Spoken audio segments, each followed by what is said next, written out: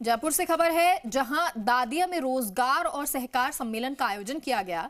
सहकारिता सम्मेलन के तहत पुलिस के 100 नए वाहनों को हरी झंडी दिखाई तो अमित शाह ने सहकार उत्पादों की प्रदर्शनी देखी और सरकारी नौकरी पाने वालों को नियुक्ति पत्र बांटे। इस दौरान उन्होंने कहा कि राजस्थान पेपर लीक से त्रस्त था। भजनलाल सरकार ने एसआईटी का गठन कर माफिया को कड़ा संदेश दिया। कांग्रेस के कार्यकाल में बार बार आतंकवादी हमले होते थे। पीएम नरेंद्र मोदी ने आतंकवादियों को बार बार सबक सिखाया। ऑपरेशन सिंदूर के तहत पाकिस्तान में घुसकर उनके ठिकानों को तबाह किया गया। इससे पहले उरी पुलवामा हमले का भी मुंहतोड़ जवाब दिया गया था। ऊंटों का अस्तित्व को बचाने के लिए सरकार लगातार प्रयास कर रही है। कोऑपरेटिव का उपयोग कर ऊंटों की नस्ल का संरक्षण और ऊंटनी के दूध के औषधीय गुणों पर रिसर्च शुरू की गई है। इससे आने वाले दिनों में ऊंटों पर कोई खतरा नहीं आएगा।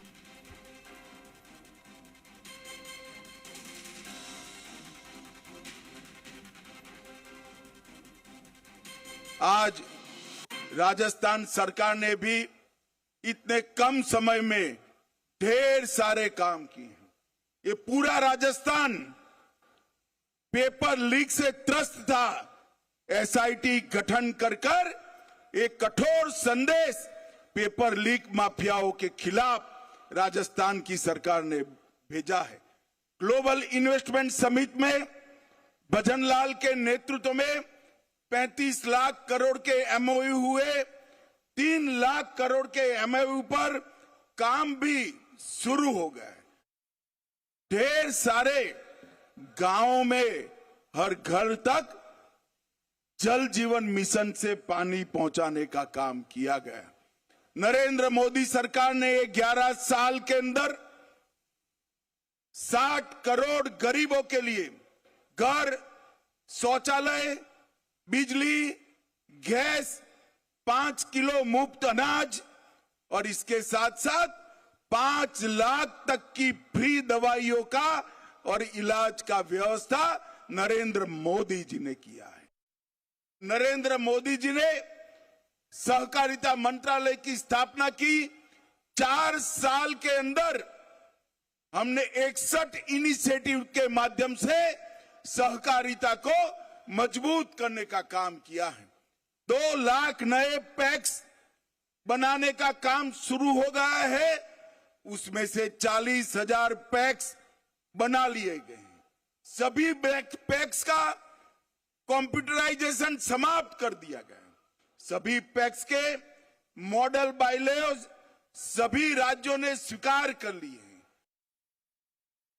माननीय प्रधानमंत्री नरेंद्र मोदी जी के नेतृत्व में देश में सर्वजन हिताय के संकल्प के साथ विकसित भारत की दिशा में तेजी से आगे बढ़ रहा है।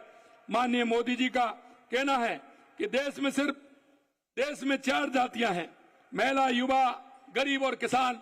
अगर इनका उत्थान होगा तो निश्चित रूप से हमारे देश का उत्थान होगा।